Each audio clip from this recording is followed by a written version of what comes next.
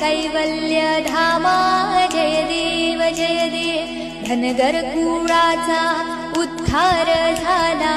अवतरले संत अकुळ गावाला बालपणी त्यांनी चमत्कार केला वस्तीचे दर्शन भोजन थाळीला जय देव मेंढ्या राखीती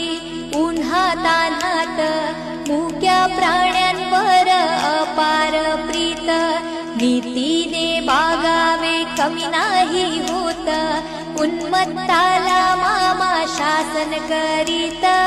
जय देव